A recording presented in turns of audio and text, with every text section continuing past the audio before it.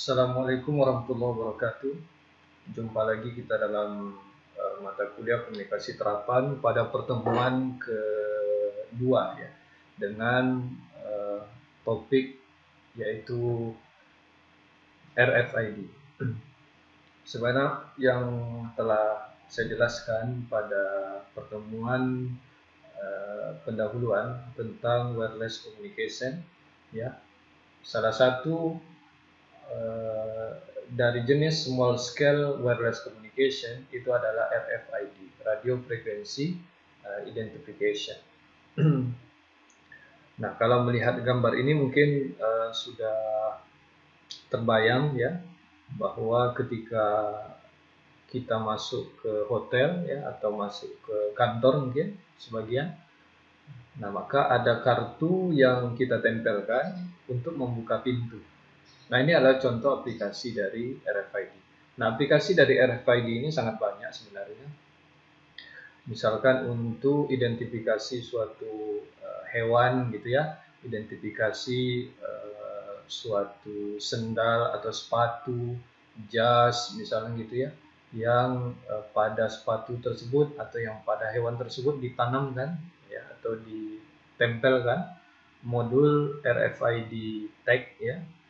Nah, nanti ketika kita dekatkan dengan RFID reader, maka kita akan mengetahui identitas dari barang tersebut ya, dari benda tersebut. Nah, kalau di gambar sini ya, dia tidak menampilkan data, tetapi outputnya kalau di sini ini adalah mengaktuate dari door lock ya, sensor buka pintu ini sebenarnya.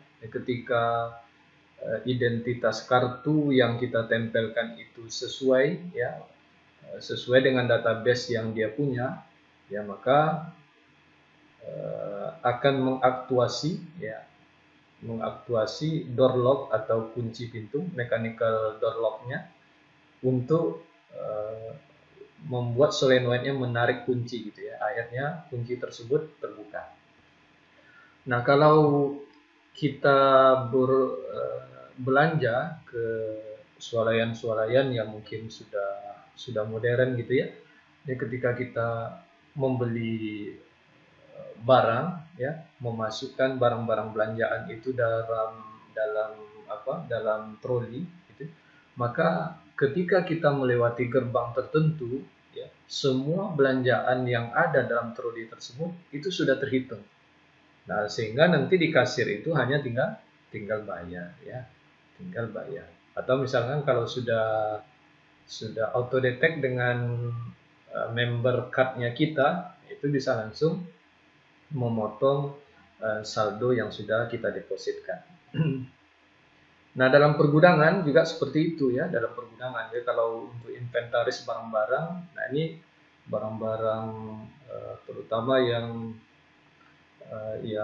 harganya relatif mahal gitu ya. Nah, perlu RFID ini ya, untuk mendeteksi kemana pindah barang ini ya, kemana perginya, apakah masih di posisinya atau tidak. Nah, perlu modul RFID ini. Nah, secara sepintas ya, dia hampir-hampir mirip tapi tidak sama ya dengan barcode. Ya, kalau barcode ya, memang barcode itu juga menyimpan identitas. Misalkan suatu barcode kalau kita belanja ya ke Toserba misalkan, nah itu biasanya masih menggunakan barcode yang ada kertas putih ya, yang seperti kalau saya gambarkan, ada kertas putih gini ya. Nah, kemudian di sini ada garis-garis. Nah, ada garis-garis seperti ini. Nah, ini kalau ditembak pakai barcode scanner ya, misalkan barcode scanner ya. Nah, kalau ditembak di sini ya, ke sini, maka nanti dia akan membaca data yang ada di sini ya, biasanya data harga dan jenis barang. Misalkan Indomie gitu ya, kalau saya sebut nama Indomie misalkan, atau misalkan roti bobo, harganya Rp1.000. Maka nanti dari barcode ini dia akan menerjemahkan ya, akan menampilkan data di komputer kasir bahwa harganya sekian. Nah, tetapi kelemahannya ya ini harus ketemu langsung gitu, harus hadap-hadapan langsung gitu ya. Mukanya barcode scanner ini dengan barcode ini harus memang berhadapan langsung. Kalau tidak berhadapan dia tidak mau. Nah, ini menjadi kelemahan bagi barcode ya. Dengan adanya RFID maka ini tidak perlu ya, tidak memerlukan pandangan langsung ya. Oke. Nah, kemudian yang berikutnya, kalau ini terhalang ya, ada obstacle di sini ya. Ada halangan di sini. Ada obstacle. Maka data-data di sini tentu tidak bisa terbaca karena ada halangan. Ya, maka dengan RFID ya dapat dibaca ya meskipun terhalang ya, meskipun terhalang. Ya. Nah, kemudian kalau barcode ini kalau misalkan barang tempat menempelnya barcode ini berubah harga ya, misalkan yang semula harganya 2.000 sekarang naik menjadi 2.500 gitu. Maka barcode yang lama sudah pasti harus kita lepaskan. Yang berikutnya, kalau barcode itu tidak boleh atau tidak bisa ditempatkan pada tempat-tempat yang terlindung ya. Nah, sementara kalau untuk RFID, nah itu bisa. Ya, bisa di tempat yang terlindung dan ya untuk lingkungan-lingkungan keras lah. Misalkan dijemur ya atau dalam kondisi basah, lembab misalkan. Tapi kalau barcode itu tidak bisa. Ya, kalau ditaruh di tempat kering dia akan mengelupas, kalau di tempat basah ya, dia juga akan kodenya akan hilang karena sifatnya kan ditempel, ada stiker yang ditempel. Nah, kemudian jumlah informasi ya, kalau jumlah informasi dari barcode ya mungkin hanya jenis barangnya apa, harganya berapa. Tapi kalau di RFID kita bisa lebih banyak memberikan informasi, jenis barangnya apa ya, tahun buatnya kapan, expirednya kapan, harganya berapa gitu ya, jenis-jenisnya apa, ini apakah termasuk untuk anak-anak ataukah untuk dewasa, banyak informasi yang bisa kita tampilkan di situ. Nah, ini RFID jika kita bandingkan dengan barcode. Nah, sistem RFID ini itu adalah sistem berbasis RF ya, sesuai dengan namanya, radio frequency identification, bahwa sistem ini adalah RF based, berbasis RF yang dapat menyimpan informasi ya. Nah, ini kan dapat menyimpan informasi pada suatu alat yang disebut dengan RF text. Nah, jadi kalau secara gambar, ini kalau kita buka ya, enclosernya kalau kita buka dia seperti ini lebih kurang. Jadi ada seperti track PCB yang melingkar seperti ini ya. Nah, ini nanti fungsinya untuk menangkap induksi atau sinyal RF dari reader, kemudian sinyal itu akan dikonversi menjadi listrik dan menjadi tenaga atau menjadi energi bagi teksnya. Oke, nanti lebih detail ada di slide berikutnya. Nah, secara blok diagram ya seperti ini. Jadi RFID ini sebenarnya ada dua komponen secara umum ya. Yang pertama itu adalah ini, yang pertama tag-nya, ini tempat menyimpan informasinya. Kemudian yang kedua ini adalah ada reader-nya. Ya, dua komponen ini. Nah, masing-masing komponen ya punya komponen subkomponen lagi gitu ya. Ini juga punya subkomponen ya, yang berikutnya. Nanti kita akan jelaskan pada slide berikutnya. Nah, informasi yang ditangkap dari RFID tag ini kemudian diolah. Kalau hanya sampai di sini ya kita belum bisa memperoleh informasi. Tapi datanya sudah diperoleh sebenarnya. Tinggal bagaimana data itu bisa dikonsumsi oleh manusia. Nah, ini biasanya dioper ke sistem pemrosesan berikutnya. Bisa LCD gitu ya, bisa komputer ya, bisa macam-macam lah yang bisa dipahami oleh manusia. Biasanya ini dalam bentuk software atau aplikasi gitu ya. Nah, komunikasi antara reader dan teks secara umum ya stepnya lebih kurang ini ya. Yang pertama ini step yang pertama. Oke, ini step yang pertama. Reader itu mengirimkan sinyal RF. Nanti akan dimanfaatkan sebagai sumber energi ya, atau sebagai sumber power bagi teks. Nah, power bagi teks. Kemudian setelah teks ini dapat power, ya, readernya mengirimkan komen, ya, perintah. Ya, saya mau misalkan mau membaca data Anda, gitu ya. Maka teksnya yang ketiga, RFID text itu akan memberikan respon, ya, untuk dibaca oleh reader. Nah, oke. Setelah itu maka data yang di sini itu akan dioper ke entah ke LCD atau ke PC ya, ke personal komputer, sehingga datanya bisa dipahami. Lebih kurang proses komunikasinya itu secara general ya, secara sederhana dibagi atas tiga ini. Atas tiga ini. Oke. Ini kasus untuk RFID text yang pasif ya. Jadi lebih detail nanti akan saya jelaskan bahwa RFID text itu ada dua jenis. Yang pertama itu ada pasif dan aktif. Ini khusus untuk teks yang pasif. Oke, yang pasif. Pasif ini, istilah pasif dan aktif itu berdasarkan power. Ya, kalau powernya sendiri maka disebut dengan aktif, tapi kalau powernya dapat dari reader maka disebut dengan teks yang pasif. Nah, ini contoh implementasi. Ya. Nah, ini sudah banyak juga dibuat dalam tugas akhir. Ya. Ini berbasis Arduino ya, processingnya dengan Arduino, microcontrollernya.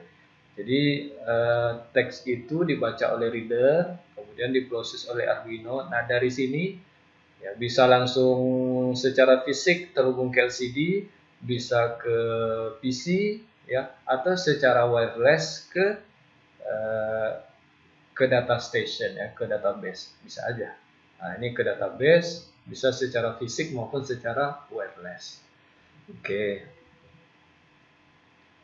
Nah, mungkin pernah melihat benda seperti ini. Jadi bentuknya seperti mainan kunci gitu. Kemudian ada yang seperti kartu. Ini contoh teks ya, RFID text. RFID text ini adalah perangkat atau komponen dari RFID yang menyimpan informasi. Jadi ada informasi di sini. Ada info. Di sini ada info. Oke. Nah, ada info. Di sini ya. Nah, dalam RFID text ya, dalam RFID text itu bisa kita bagi menjadi tiga. Ya, gambar yang seperti track PCB melingkar ini ya, itu bisa kita bagi tiga. Yang pertama adalah chipnya. Ya, oke. Ini ada chip ya, chip di sini ya, ada chipnya. Nah, isinya ya mikroprosesor dan memori. Ada memori di sini. Nah, kemudian ada antena. Nah, ini antena yang melingkar-lingkar sini. Nah, ini antena. Antena yang di sini. Antena ini untuk kalau dia sebagai penerima ya berarti sebagai receiver. Sebagai receiver kemudian akan mengkonversi dari sinyal yang diterima itu menjadi energi listrik untuk menghidupkan chip ini. Gitu. Jadi chip itu ada prosesornya, kemudian ada memorinya. Nah, ini ada memori di sini ya. Memori untuk menyimpan data. Jadi antena ya untuk menerima dan mengirim. Ya, data yang di sini itu akan diterima kemudian dikirim. Ya, kemudian antena ini juga berfungsi untuk ya menangkap sinyal RF dan mengkonversinya menjadi energi listrik yang bisa untuk menghidupkan chip ini. Kemudian packaging ya. Ini adalah casingnya, enclosernya, sehingga ini tidak rentan ketika dikenai oleh tangan, ya, ditaruh di tempat yang panas, ditaruh di kelembaban. Nah, ini fungsi packaging ya, untuk menutup atau untuk mengamankan antena dan chip ini. Nah, ini kalau RFID text yang aktif, dia ada power supply sendiri, ya. Ada power supply sendiri, tapi kalau yang pasif dia tidak ada. Power supply ini itu didapat dari sinyal RF yang dikonversi menjadi sinyal listrik. Ya, jadi ini ada control logic, ya, ini prosesor, ya, kemudian ada memori. Ini adalah untuk modulasi dan demodulasi. Jadi ini isi dari chipnya. Nah, tadi saya sudah sempat menyinggung bahwa tipe dari teks itu ada yang aktif dan ada yang pasif. Nah, aktif dan pasif itu berdasarkan ini, power source-nya. Jadi kalau power source-nya sendiri ada di tag itu sendiri, artinya di tag-nya itu ada baterai, maka disebut dengan RFID aktif. Tapi kalau teksnya tidak memiliki sumber power sendiri atau tidak memiliki baterai, untuk menghidupkan chip itu adalah berasal dari sinyal RF yang ditangkap dari reader, maka disebut dengan RFID text yang pasif, ya. Nah, tentunya ada perbedaan yang lebih jauh, ya, karena sumber power berbeda ini akan mengakibatkan beberapa kelebihan-kelebihan pada RFID text aktif dibandingkan RFID pasif. Nah, ini bisa kita lihat di sini bahwa yang aktif itu bisa untuk long range, ya. Ini bisa untuk jarak jauh ini, ya. Biasanya jaraknya bisa sampai misalkan 20 meter. Tapi kalau di sini mungkin hanya sampai 6 meter, ya. Nah, biasanya seperti itu. Atau bisa lebih dekat, ya. Kurang dari sama dengan lah. Nah, kemudian data storage, ya, karena ada power sendiri, ini memorinya bisa lebih besar, ini kecil. Ya. Ya, kemudian karena ya sinyal strength-nya tinggi, maka jaraknya lebih jauh. Ya. Nah, kemudian untuk beratnya, kalau ini menjadi kelebihan nih untuk yang pasif, dia bisa atau dia tidak memiliki berat yang besar, ya. Beratnya hanya 6 sampai 54 gram, ya, tidak sampai 1 on ini, ya. Beratnya sangat ringan. Nah, capability ini bisa read write, bisa tulis, bisa baca, tapi kalau ini hanya read only. Jadi misalkan ada RFID text, ya, yang sudah dipublikasi oleh pabrikannya, nah itu identitasnya bisa beda-beda antar kartu, antar teks, ya. Maka identitas itu saja yang bisa kita akses. Tapi kalau untuk read write, nah ini bisa kita berikan identitas yang baru.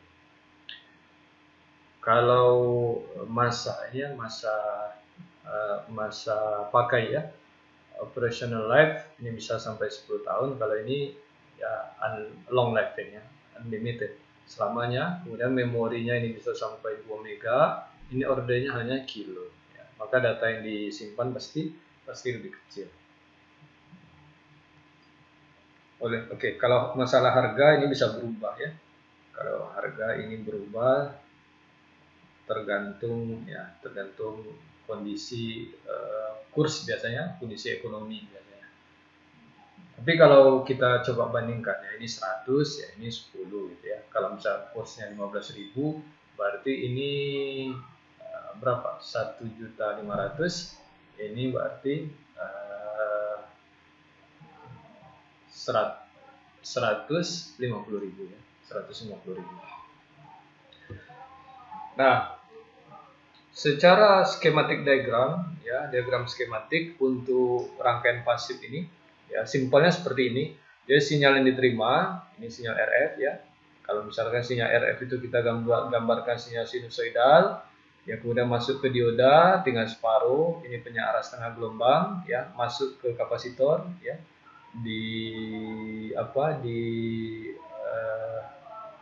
diratakan, ya, perata ini, ya. Diratakan yang menjadi seperti ini, ya, menjadi seperti ini. Ripple-nya menjadi lebih kecil, ya, ini, ya. Karena ini jadi seperti ini. Ripple-nya menjadi lebih kecil. Ini menjadi power ya. Kemudian ini adalah instruksi ya. Instruksi dan ini adalah outputnya. Oke, jadi outputnya di sini ini ada FET ya, transistor, field effect transistor ya. Kemudian ini dikirimkan. Ini IC-nya atau ini chipnya. Oke. Ini prosesor ya, kemudian ini memorinya. Kalau untuk yang aktif ya bedanya di sini. Dia punya baterai sendiri. Oke, punya baterai sendiri. Nah, baterai sendiri ini ya, kemudian kalau ada permintaan ya, misalnya ada permintaan dari sini ya. Ada permintaan.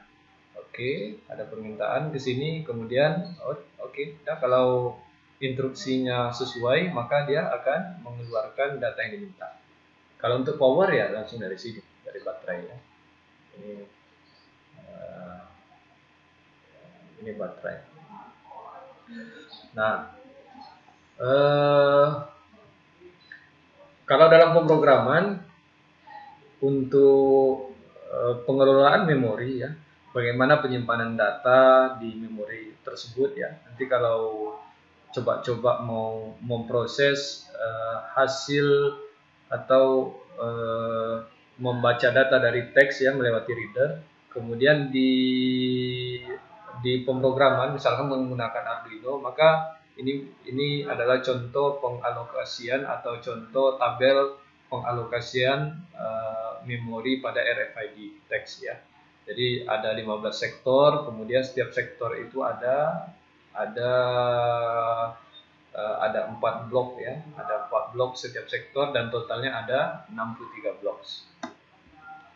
Nah, untuk frekuensi bisa macam-macam, ada 120 sampai 150, ini adalah untuk low frekuensi, ada untuk high frekuensi, ada untuk wave ya. Nah, nanti efeknya kemana? Jadi beda frekuensi ini nanti beda range ya, beda jarak. Ya, ini jarak ya. Nah, ini bisa kita bandingkan jarak ya. Nah, ini jarak. Kemudian yang membuat berbeda antara frekuensi band yang digunakan itu adalah data speed-nya ya, bit rate-nya ya, pengiriman datanya. Jadi semakin tinggi frekuensi maka nanti akan semakin cepat ya, akan semakin cepat ya, makin cepat. Ini height, jarak semakin jauh. Ya sudah barang tentu harga juga akan semakin mahal ya. Harga akan semakin mahal. Oke. Nah, sekarang kita ke reader, RFID reader. Ya, reader ini contoh RFID RC522 ya. Nanti mungkin jenis-jenis reader ini bisa beda-beda ya. Nah, ini memanfaatkan USART ya, UART serial SPI I2C ini untuk komunikasi ke microcontrollernya ya. Ini ke microcontrollernya, bisa Arduino ya, modul ya yang sudah berupa modul, bisa yang lainnya. Nah, ini contoh bentuk lain, ini yang komersial ya, yang komersial. Jadi ini teks ditempelkan ke reader. Nah, nanti reader ini kebetulan ada langsung microcontrollernya di sini. Jadi ini ke PC ya, bisa ke PC. Jadi ada aplikasinya. Nah, secara blok diagram untuk reader ini ya, dia hampir mirip dengan teks sebenarnya. Jadi ada antenanya, ini ada antena, kemudian ada modulator demodulatornya ya, ada decodernya, kemudian ada kontrol, dan ini sudah di luar reader nih sebenarnya. Ini contohnya microcontroller ya. Kalau berupa modul nanti bisa contohnya adalah Arduino. Nah, RFID reader ini ya jadi kalau untuk yang teks pasif dia sebagai sumber power ya, sebagai sumber power. Nah, kemudian untuk inventory teks ya, mengambil data-data teks, kemudian berkomunikasi dengan server ya, dengan dengan blok berikutnya supaya informasi dalam reader itu bisa disajikan sehingga mudah dipahami ya, bisa disajikan dalam bentuk yang mudah dipahami oleh manusia. Nah, kemudian reader ya. Reader ya bisa mobile dan bisa fix di satu tempat ya. Mobile atau handheld ini berarti bisa dibawa-bawa. Nah, bisa kita tag kan, bisa dibawa kemana-mana untuk nge-tag teks-teks yang sudah ditetapkan. Oke. Nah, ini sekilas tentang bagaimana dia memberikan sumber daya ke teks ya. Jadi kalau ada pertanyaan, misalkan readernya mengirimkan ya daya sebesar PR, P reader ya, power reader sekian watt. Nah, kemudian berapa daya yang diterima oleh teks PT ya. Jika jaraknya adalah D, maka hubungannya adalah daya yang diterima oleh teks itu adalah untuk ya tergantung frekuensi ya. Kalau untuk frekuensi 915 MHz, maka dia adalah 1 per D kuadrat. Ya, 1 per D kuadrat. Ya, jadi pembaginya adalah D kuadrat. Tapi kalau frekuensinya 13,56 ya, itu pembaginya adalah D pangkat 6. Oke, jadi semakin rendah frekuensi, maka nanti daya yang bisa dibangkitkan di penerima di teks itu adalah semakin kecil, gitu ya. Saya berbanding terbalik. Nah, ini beberapa limiting factors ya, jadi faktor-faktor yang membatasi pada RFID ini. Yang pertama untuk daya transmit. Jadi kalau misalkan untuk menambah jarak, kalau gitu daya transmitnya kita besarkan saja. Ya ternyata tidak bisa ya. Ada peraturan pemerintah. Ini tidak bisa, ada batasnya. Oke. Oh kalau gitu sensitivitasnya lah dinaikkan. Nah, ini biasanya dibatasi oleh RFID text. Sensitivitasnya, jenis antenanya, segala macam yang terkait gitu ya. Nah, itu nanti akan mempengaruhi ini. Kemudian kalau gitu gennya lah, gen antena readernya ya dinaikkan, juga ada batasan. Atau tag antena gennya, kalau antena gen di penerima ditingkatkan, otomatis nanti ukurannya jadi lebih berubah gitu ya. Kalau misalkan untuk menangkap induksi radio frekuensi yang supaya menghasilkan power yang lebih tinggi, maka tentu lilitannya diperbanyak ya. Kalau lilitannya diperbanyak, ya pasti size-nya jadi meningkat. Kalau size-nya meningkat, ya tidak efektif dibawa kemana-mana. Ya kita harapkan tadi kan ukurannya kecil, ya ringan, ya murah. Tapi kalau size-nya diperbesar, maka ukurannya jadi besar, kemudian lebih berat, dan tentu karena bahannya banyak, jadi lebih mahal. Nah, maka ini ya, size limited, ini yang membatasi ya.